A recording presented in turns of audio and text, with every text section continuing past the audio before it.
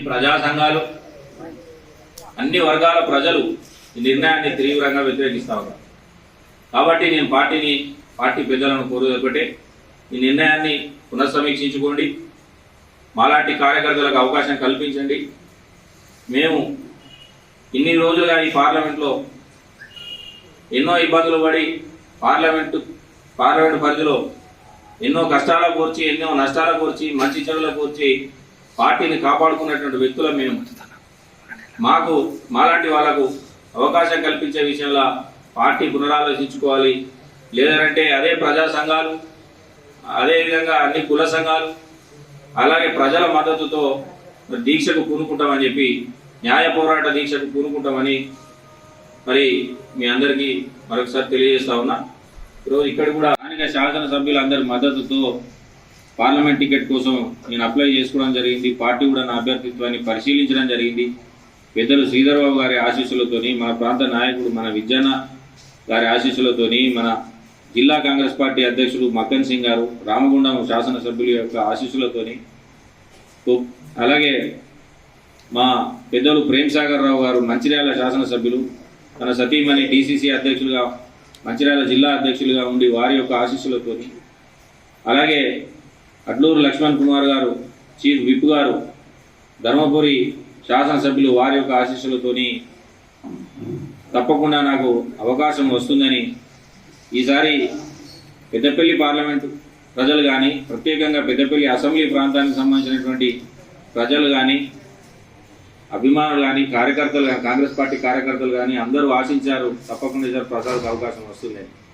ఎందుకు శ్రీధర్ బాబు గారి ఆశీస్సులు ఉన్నాయి కాబట్టి తప్పకుండా ఈసారి అవకాశం వస్తుంది. ప్రసాద్కు టికెట్ రావడమే న్యాయమని ప్రతి కార్యకర్త కోరుకున్న సంగతి కూడా మీ అందరికీ తెలుసు. ఈ సందర్భంలో కేవలం 3 నెలల ముందు వచ్చినటువంటి ఒక కుటుంబానికి, కేవలం 3 నెలల ముందు వచ్చినటువంటి పార్టీలోకి వచ్చినటువంటి కుటుంబానికి చెన్నూరు శాసనసభ్యునిగా ఒక అవకాశం, వాళ్ళ సోదరునికి బెల్లంపల్లి ఎమ్మెల్యేగా ఆయనకు ఒక అవకాశం, ఈరోజు ఆయన కొడుకుకు వంశీకి అవకాశం ఇవ్వడం ఇది న్యాయమేనా? ఇది ఎక్కడి న్యాయం?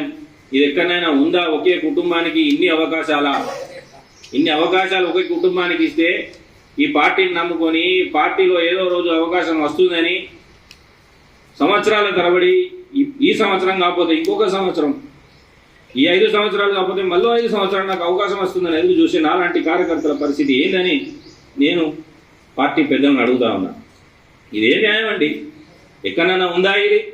ఒక కుటుంబానికి 3 అవకాశాలా? ఇదేం పద్ధతి? పార్టీలో నాయకులు లేరా? పార్టీలో మిమ్మల్ని ప్రశ్నించే వాళ్ళే లేరా? ఇది ఎక్కడి విధానం? ఓవైపు కుటుంబ పాలననే కదా మనం పోరాటం చేసింది. కేసీఆర్ మీద మనం పోరాటం చేసింది ఏ నినాదంతో కూడా పోరాటం చేశాం? కుటుంబ పాలనకు వ్యతిరేకంగా పోరాటం చేసే కదా మనం ఈరోజు కుటుంబ పాలన అంతమొందించి ప్రజాపాలనను తీసుకొచ్చి ప్రజలకు ఇచ్చిన మాటలు నిలబెట్టుకోవడానికి ఒక తీవ్రమైనటువంటి ప్రయాస చేస్తున్నటువంటి తరుణంలో ఇలాంటి ఒక నిర్ణయం తీసుకోవడం ద్వారా ప్రజల ముందు రేపు మనం ఏ విధంగా సమాధానం చెప్పుకుంటాం అనేది మీరు ఆలోచించలేకపోయారా? ఆలోచించట్లేదా? లేకపోతే ఒక కుటుంబం కోసం కార్యకర్తల ఆత్మాభిమానం గురించి ఆలోచించకుండా ఏ విధంగా నిర్ణయం తీసుకుంటారని నేను పార్టీలో ఉన్నటువంటి పెద్దలను ప్రశ్నిస్తా ఉన్నా. వరప్రసాద్ ఒక్కరికి గురించి నేను మాట్లాడడం లేదు. వరప్రసాద్ ఒక్కరి గురించి నేను మాట్లాడడం లేదు. నా గురించి నేను మాట్లాడుకోవడం లేదు.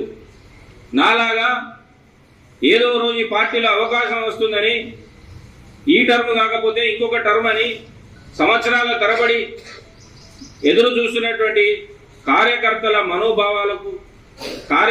మనోభావాలను మీరు ఎందుకు పట్టించుకోలేదు? ఎందుకు మీరు మా గురించి ఆలోచన చేయలేదని నేను పెద్దలను ప్రశ్నిస్తా ఉన్నా.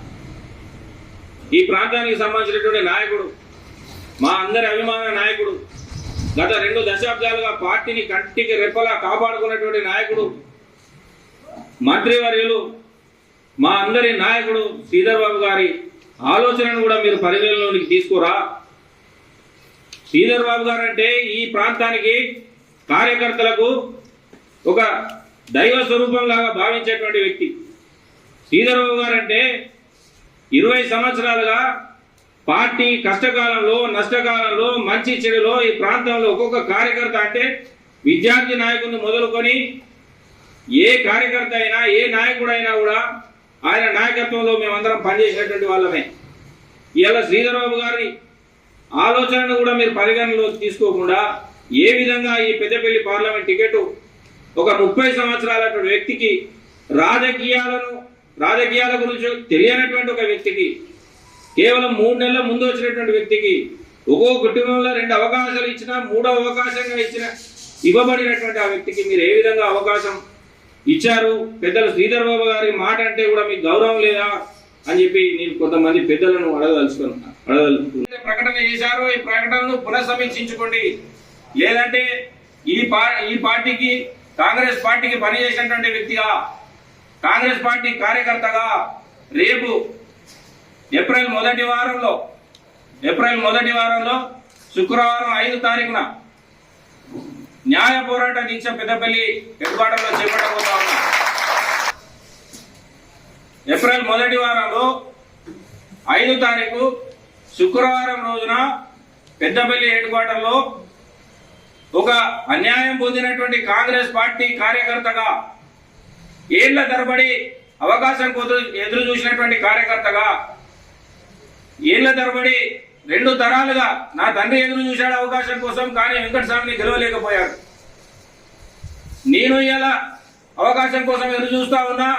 ఆ కుటుంబం పెట్టుబడిదారి కుటుంబంగా అవతరించి మాలాంటి వాళ్ళకు రావాల్సినటువంటి అవకాశాలను హరించకపోతా ఉంటే ఆవేదనతో ఒక కార్యకర్తగా ఈరోజు నేను చెప్తా ఉన్నా, న్యాయ పోరాటానికి దిగబోతా ఉన్నా. పోరాటంలో నేను కార్యకర్తలను ఒకటే అడుగుతా ఉన్నా, వరప్రసాద్ మీరు కాపాడుకుంటారా లేకపోతే పొడగొట్టుకుంటారా? మీరే ఆలోచన చేయమని నేను ప్రజలకు కానీ కార్యకర్తలకు కానీ విజ్ఞప్తి చేస్తా ఉన్నా. ఇక మాకు కార్యకర్తలుగా పార్టీకి పనిచేసినటువంటి వ్యక్తులుగా మాకు ఇంకొక ప్రత్యామ్నాయం కనబడడం లేదు. మేము పోరాడేది సామాన్యులతో కాదని మాకు తెలుసు. మేము పోరాడుతున్నది ఒక పెట్టుబడిదారితో, ఎవరినైనా మేనేజ్ చేయగలిగినటువంటి సత్తా ఉన్నటువంటి ఒక వ్యక్తితో, అట్లాంటి ఒక వ్యక్తులతో మేము పోరాటం చేయబోతా ఉన్నాం. ఈ పోరాటంలో ప్రజల తరఫున నేనుంటే కేవలం డబ్బును చేతిలో పట్టుకొని ఒక పెట్టుబడిదారి రూపంలో పనిచేసేటువంటి వ్యక్తి ఇంకొక వైపు ఉన్నాడు. కాబట్టి నేను ఒకటే పాత్రికేయ మిత్రుల ద్వారా నేను కోరుతా ఉన్నా, ఆ కుటుంబం మీద ఎందుకు మాకు ఎలాంటి వ్యక్తిగతమైనటువంటి ఆక్రోశం లేదు, కానీ వాళ్ళు కేవలం మా కార్యకర్తల హక్కులను హరించేటువంటి విధానం ఏదైతుందో. ఎందుకంటే చెన్నూరులో కనుక చూసుకుంటే నామినేషన్ తెల్లారి అయిపోతుంది కనుక లాస్ట్ డేట్ విధానంగా వచ్చి పార్టీలో చేరి అక్కడనే పార్టీ టికెట్ కోసం చేరినటువంటి నల్లాలు జరుగుతూ ఉంటే సోనియా గాంధీ గారు తెలంగాణ ఏర్పాటు చేస్తారని చెప్పి ప్రకటించిన తర్వాత కూడా నువ్వు సోనియా గాంధీ గారి మాట మీద విశ్వాసం కంటే అప్పుడు ఈ టిఆర్ఎస్ పార్టీ ఒక ఉచ్చులో పడి 2012లో నువ్వు పార్టీ మారింది నిజం కాదా? 2014లో కాంగ్రెస్ పార్టీ సోనియా గాంధీ గారి నేతృత్వంలో తెలంగాణ ఇచ్చిన తర్వాత అప్పుడు నువ్వు తెలంగాణ ఇచ్చింది కాంగ్రెస్ పార్టీ కాబట్టి కాంగ్రెస్ అధికారంలోకి వస్తుందనే ఒక ఆలోచనకు వచ్చి 2014లో నాలాంటి వాడు పార్టీ టికెట్ ఆశపడితే మళ్ళీ కార్యకర్తల ఆలోచనను పక్కన పెట్టి నువ్వు పార్టీలోకి రాగానే మళ్ళీ నీకు రెడ్ కార్పెట్ వేసి నీకు టికెట్ వచ్చింది నిజం కాదా?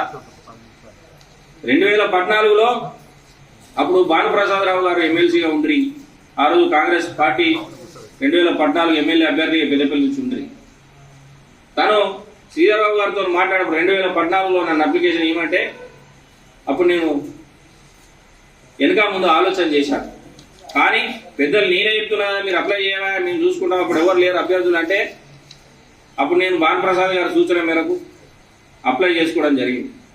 అప్పుడు కూడా వస్తుందేమో అనే ఆలోచనతో మేము ఉన్న సందర్భంలో వివేక్ గారు రానే వచ్చారు పార్టీలకి. ఇంకెక్కడిది అవకాశం? ఆ తర్వాత 2019లో పార్టీలో ఆయన 2014 తర్వాత కాంగ్రెస్ పార్టీలోకి వచ్చి ఓడిపోయిన తర్వాత మళ్ళీ 2015లో మళ్ళా టీఆర్ఎస్ పార్టీలోకి పోయింది. అప్పుడైనా మీరు కాంగ్రెస్ కష్టకాలంలో ఉంది, కాంగ్రెస్ పార్టీతో నిలబడతా, ఇది నా తండ్రి ఏదైతే కాంగ్రెస్ పార్టీలో నా తండ్రి నడిపించినటువంటి పార్టీ, నేను ఈ పార్టీలో నమ్మకంగా ఉంటాను, ఆ రోజు కూడా మీకు అనిపించలేదే? ఆ రోజు కూడా మీకేం కొలువా? ఈరోజు మీకేం తక్కువ ఉంది? మీరు ఎందుకు మా పార్టీ మారాల్సినటువంటి అవకాశం వచ్చింది 2015లో?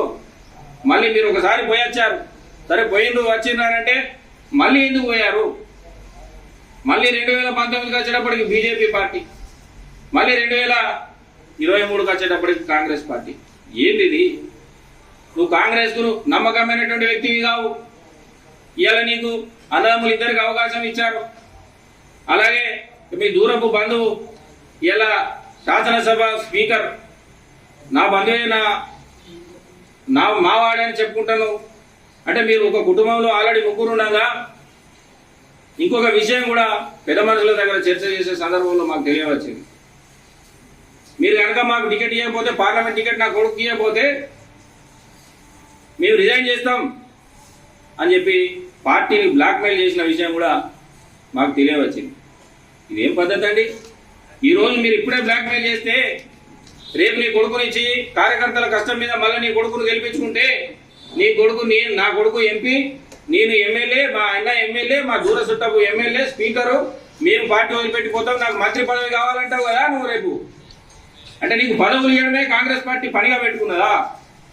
నాయకులారా ఆలోచన చేయండి, కాంగ్రెస్ పార్టీలో ఉన్న పెద్దలారా మీరు ఆలోచన చేయండి. ఇలాంటి సంస్కృతి కాంగ్రెస్ పార్టీకి చాలా ప్రమాదకరం. కాంగ్రెస్ పార్టీ అంటే నాయకులను తయారు చేసేటువంటి ఒక ఫ్యాక్టరీగా కాంగ్రెస్ పార్టీకి పేరుంది.